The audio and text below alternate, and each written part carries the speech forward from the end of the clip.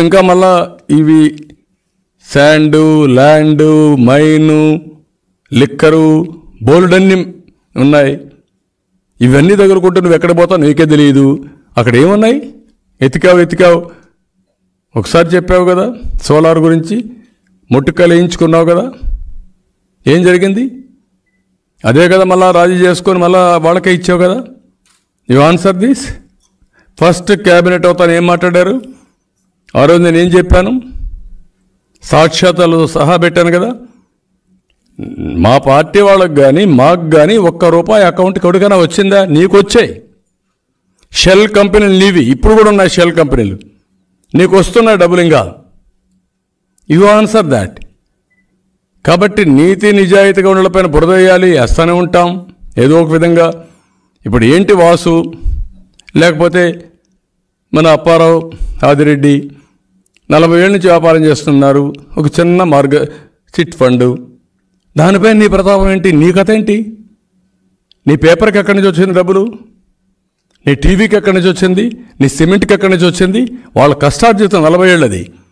ఒక బీసీ 40 ఏళ్ళు కష్టపడి ఒక చిట్ ఫండ్ చేసుకుంటే అతని పైన పడి నీ దౌర్జన్యం ఏంటి?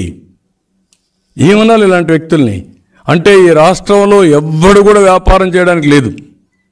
వ్యాపారం చేస్తే నాకన్నా రాయిచ్చి అతనికి రాయిచ్చి ఇవ్వాలా, లేకపోతే పప్పం కట్టాలా? కప్పం కడితే ఓకే, లేకపోతే మాత్రం ఎవ్వడు చేయడానికి లేదు. ఏంటయా చేసేది? 3 నెలలు ఉంది. ఎన్ని రోజులు? ఇంకా 9 నెలలు ఎలక్షన్స్ అనౌన్స్ అవుతాయి. ఏం చేస్తావు నువ్వు? 4 ఏళ్ళ 3 నెలలు చేరినట్టు ఇప్పుడు ఏవో చేస్తావా? ఎవరికి చెప్తావు ఇవన్నీ? ఎంత హెరాస్ చేసావు? అమరావతిలో ఎన్ని కేసులు పెట్టారు?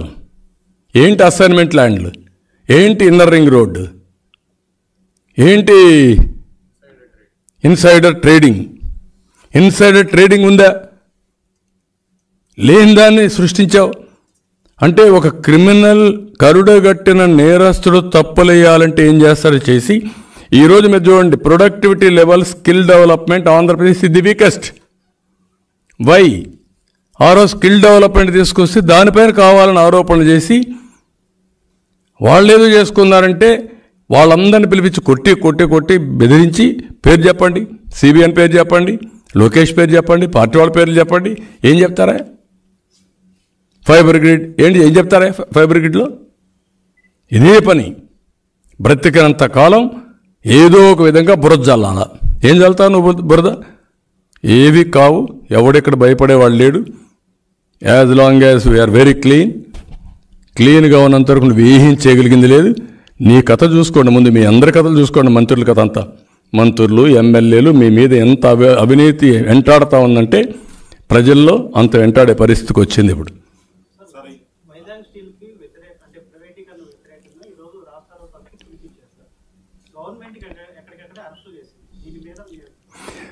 నేను అదే అనేది, నేను తెలుగుదేశం పార్టీ హయాంలో ఎన్డీఏ గవర్నమెంట్లోని ఆ రోజు వాజ్పేయి గారి పీరియడ్లో ఒకసారి ప్రైవేటైజ్ చేయాలంటే నేను ఒకటి చెప్పాను.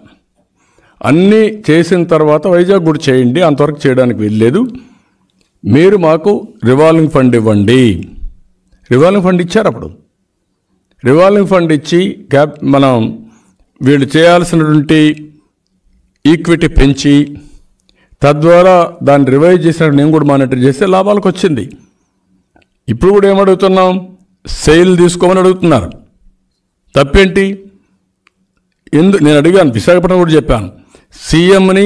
ఎందుకంటే ఒక రాష్ట్ర ముఖ్యమంత్రిగా ఉన్నాడు, నేను ఇంత అనుభవం నేను వస్తాను, ముఖ్యమంత్రి ఢిల్లీకి రమ్మను, ప్రధానమంత్రి దగ్గరికి పోదాం, అందరం కలిసి ఆల్ పార్టీలు మీ చెప్దామని చెప్పాను. ఎందుకు రాలేదు? ఇది మోసం కాదా? నువ్వు చేసే కుతంత్రాలు కాదా? ప్రత్యేక హోదా ఏమైంది? ఏం చెప్పావు? కేంద్రం మెడలు వంచుతా అన్నావు కదా, వంచావా? కడాన కొండ 4 మందేస్తే ఉండే 4 పోయినట్టు ప్రత్యేక హోదా పోయింది, విభజన హామీలు పోయినాయి, ఇంకొక పక్కన పోలవరం పోయింది. అన్నీ పోగొట్టి మాట్లాడితే మళ్ళా నా పేరు తెస్తాడు, నేను పోగొట్టాను.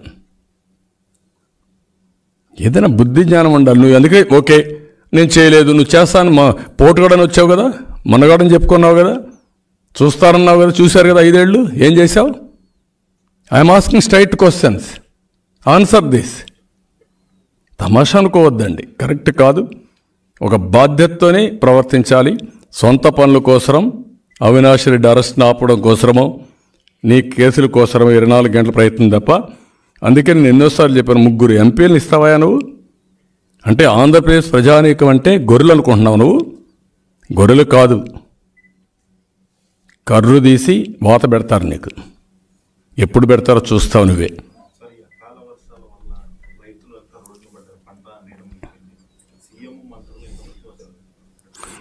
అడుగుతున్నా, ఇదేనా పద్ధతి? రైతాంగం కష్టపడి పంట పండిస్తే అకాల వర్షాలు వచ్చి ఊహించిన విధంగా వచ్చి ఎక్కడికక్కడ పంటలను నాశనం అయిపోతే కడాన గోనె సంచులు ఇవ్వకుండా, కడాన ధాన్యం కొనుగోలు చేయకుండా, వాళ్లకు డబ్బులు కూడా వాళ్ళ అధికారులు ఆర్బీఐకి ఎత్తిపోయింది. అవి కూడా ఎక్కడ కూడా పనిచేయకుండా కడాన ఈరోజు రాష్ట్రంలో ఉండే రైతాంగం అంతా కూడా ధాన్యాన్ని వరదలకు వదిలేసి వచ్చిన ధాన్యాన్ని తీసుకుపోదాం అనుకుంటే రివర్స్ కట్టమంటున్నారు ఈ రైస్ మిల్లర్స్. ఒక రైతు కానీ ఒక 10 టన్నులు 10 టన్నులు తీసుకుపోతే వాళ్ళకి దగ్గర 20,000 15,000 రివర్స్ కట్టమంటున్నారు. తల్లిధాన్యం ఉంది, ఇవన్నీ హ్యాండిల్ చేయాలి, మా వల్ల కాదు, మీరు డబ్బులు కట్టమని తిరిగి అడిగే పరిస్థితి వచ్చారు.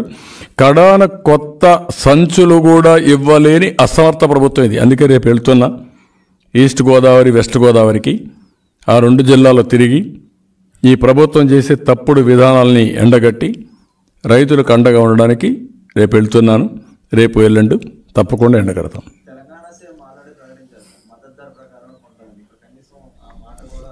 చేయడు అన్నాడు కదా ఆ రోజు. నేచురల్ కెలామిటీ ఫండ్ 4,000 కోట్లు పెట్టాను, ఎక్కడున్నది? మీ ఇంట్లో ఉందా? జగన్మోహన్ రెడ్డి ట్రంక్ పెట్లో ఉందా? నేను అడుగుతున్నాను. చాలా దుర్మార్గమే అన్ని. నేను ఒకప్పుడు రైతుకు చిన్న కష్టం వస్తే నేను వెళ్ళిపోయేవాడిని ఫీల్డ్లోకి. వేసుకోమని ఏమవుతుంది? ఇది చేయలేదు ఇప్పటికీ. ఏం చేసావు? కొండను దొవ్వావు, ఎలుకను పట్టావా, తోకన పట్టావా, దాన్ని ఈకన పట్టుకున్నావా? నువ్వు మాట్లాడడం ఏంటంటున్నా? గొంగళి దీంట్లో కూర్చొని భోంచేస్తూ నువ్వు బొచ్చేరినట్టుంది. నువ్వే ఒక అవినీతి పరుడివి. నీకు అన్ని డైరెక్ట్ లింక్స్ ఉన్నాయి. పాత 43,000 కోట్లు ఉన్నాయి, 11 ఛార్జ్షీట్లు ఉన్నాయి సిబిఐ, 9 షార్ట్లు ఉన్నాయి ఈడీ. ఇప్పుడు ఇంకా మళ్ళా ఇవి శాండు, ల్యాండు, మైను, లిక్కరు, బోల్డన్ని ఉన్నాయి. ఇవన్నీ దగ్గరకుంటే నువ్వు ఎక్కడ పోతావు నీకే తెలియదు. అక్కడ ఏమున్నాయి? ఎతికావు. ఒకసారి చెప్పావు కదా సోలార్ గురించి, ముట్టుకాయలు వేయించుకున్నావు కదా, ఏం జరిగింది? అదే కదా మళ్ళా రాజీ చేసుకొని మళ్ళా వాళ్ళకే ఇచ్చావు కదా. You answer this.